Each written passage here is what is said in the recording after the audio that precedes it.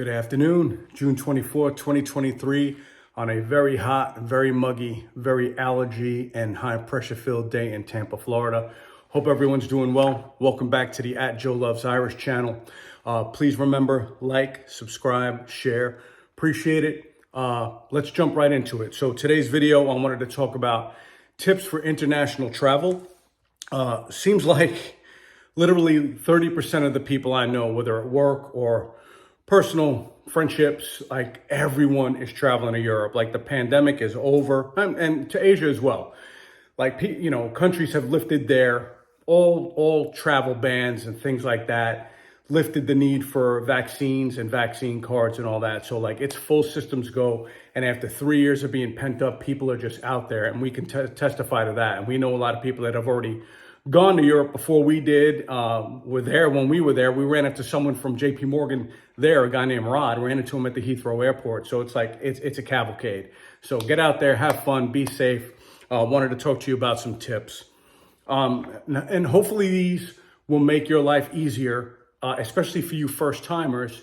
The things that the things that we kind of had to learn the hard way that will be second nature to us now. I hope to make that second nature for you immediately.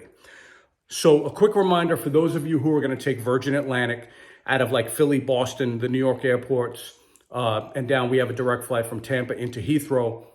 You cannot book, when you book economy, you're kind of stuck in economy unless you put in a bid.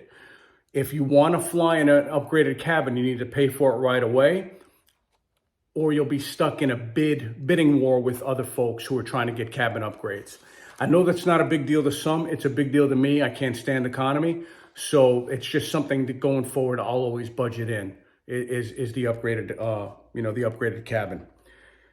So departing a plane in Europe, when you get there, especially if you're in, like, it's one thing to go from the States to London or the States to Paris, something like that. But when we went from Paris to Amsterdam, I mean, normally when I'm on a plane, and I travel a lot, for work, when we get off, when we deplane, we let everyone who's in front of us go. You grab your bag, you go.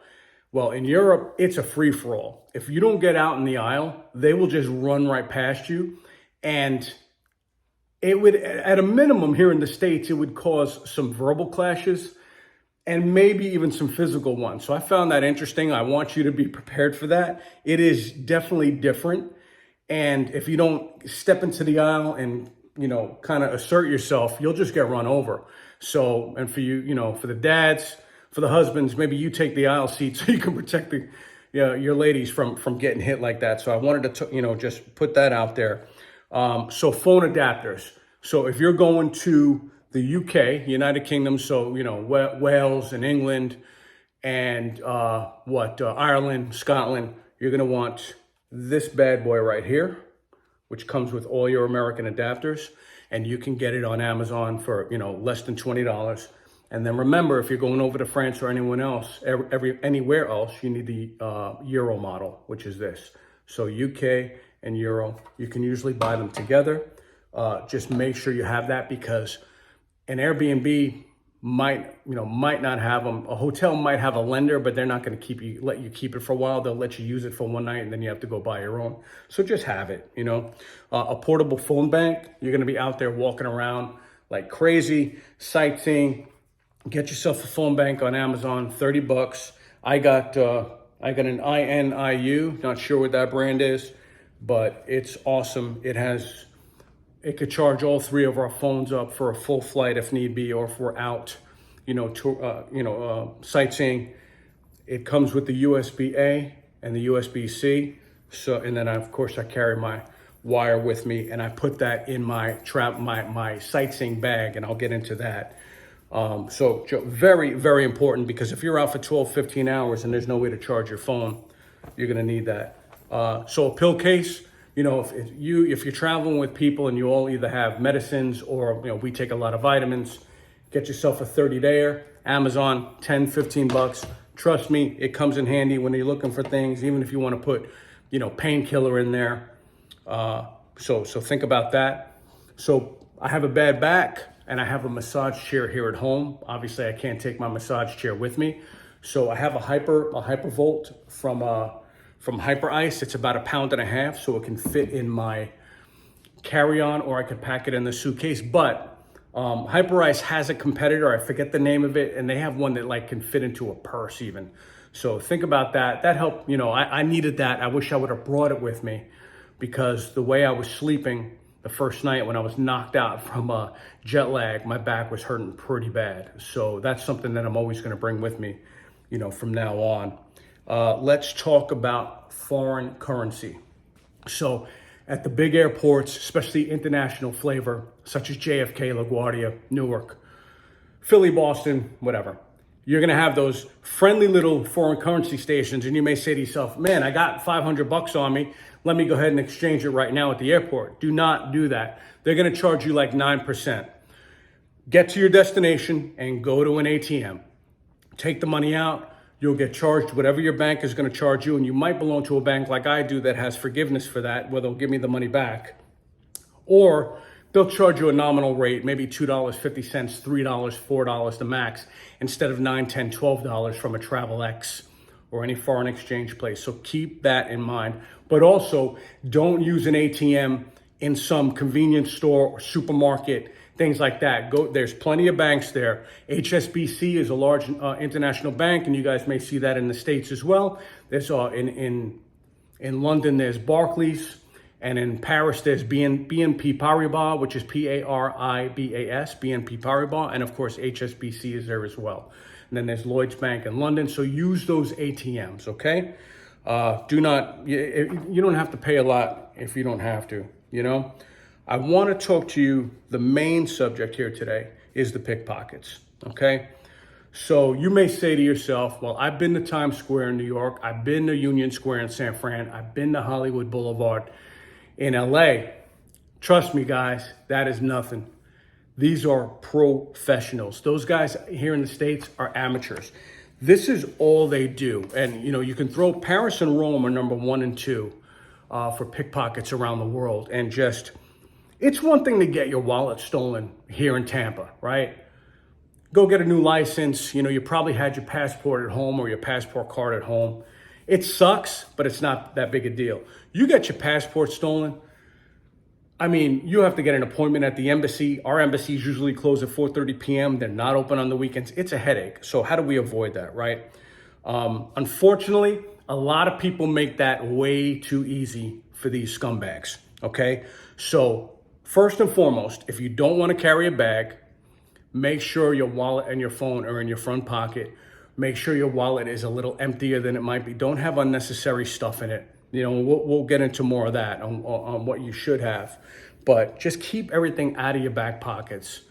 Let's talk about bags, right? So we shifted to just bags. My wife would always have a purse anyway, but the specific one, and we just bought her a new one for her birthday, this Coach one, zipper right here, nice, secure, hard to open zipper, where she could keep her money and it would be on her body, right? Wide enough to have a water bottle at the bottom and whatever else she may want to carry, but keeping it really simple. And for me, I got this nice Burberry one here where I would put my euro or my pound sterling here, and then I would keep that as it's draped over. I would keep it on my side. So fits a nice something that can fit a water bottle, but it's not bothersome to you. It's the first time I ever had, what the Euros would call a merce, right? It made me feel a lot better, a lot more secure, and enabled me to be able to focus on what I wanted to do and have some fun, right? So just think about bags. Now, do not get an Airbnb or a hotel that does not have a safe in it, okay? Don't do it. You want to lock up your passport right away. You need it to travel. You need it to check into your hotel. Other than that, your state driver's license, well, no one's gonna, I'm 50 and I look 50. No one's gonna card me for a drink, right? But if you need ID for something like that, if you're traveling with a 21-year-old, a 22-year-old that may get carded, all they need is their state driver's license, and that's good enough to get a drink. You do not need that passport. Lock it up, okay? Take your driver's license, take your debit card if you think you're gonna need cash, and take one credit card. This, in Europe, will be your best friend. The Apple Watch or an iPhone or whatever, you Android users use, they have completely, with the pandemic, embraced all the electronics, whether it's getting the subway ticket, whether, at a restaurant, 9 out of 10 restaurants are gonna bring the card reader over to you, where in the States, they take the card and they go wherever they go. That's just not gonna happen in Europe. They're gonna bring it over, and I paid for everything with my Apple Watch. So if you don't have one, think about that, but your Apple Pay on your phone will be awesome, all right? Keep your cash in a secured area of your bag and have it pressed to your body. When taking public transportation, go into the middle or the rear. Do not stay near the doors, because that's where the doors open, that's where they can snatch and they can run. So just be smart, use your street sense, and you'll be fine, okay? So your phone is like the grand prize for these guys. In Amsterdam and in Paris, it's a grand prize. So you're standing, you're waiting across the street, you're at a light, and you're carelessly holding your phone. These cyclists will come by and they will snatch that phone and they will be gone before you can even figure out what happened. So just use your head. Keep your head on a swivel. Whoever you're with, like if you're taking pictures, great. Take 2 seconds, make sure there's no asshole or scumbag around, right? And and the person who you're with should do the same, and everything will be great. They're easy to spot by way of this guy looks nefarious. You can tell. Just even if you have no street smarts, develop some, all right? Like quick. Yeah, so I talked about the cyclists. Now that I've completely freaked you out about pickpockets, let's talk about crime. And I should say the lack thereof. Here's the best part about Paris and what we saw in London. Now, I did say in another video, I didn't see a lot of police presence in London, and that was bothersome, but both cities, almost all cities in Europe are equipped with a lot of CCTV, all these cameras you'll see everywhere.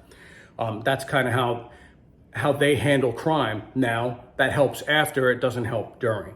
So if I'm in Midtown Manhattan and it's 11 p.m. and I'm with my wife and daughter and we're waiting for an Uber, a bus, whatever, or if we go down into the train station, I'm gonna be nervous about violent crime. I'm gonna really be protective. If it's 11 p.m. and we're in Paris, France, the only crime I'm worried about is pickpockets. And if I'm protecting myself the way I just suggested, we're good. Outside of a few outliers, of course, no big city is perfect, there is very little violent crime. So if you're protecting your belongings, keeping your head on a swivel, you will have a great time. We felt so safe in Paris, and everyone, it's a really late eating city, to where dinner time really starts at like 7:30, and all those cafes that you may see in movies and TVs, they're all packed at 10, 11 p.m. Because it is, the city of lights. So just know that is, you're gonna have a great time as long as you protect your belongings.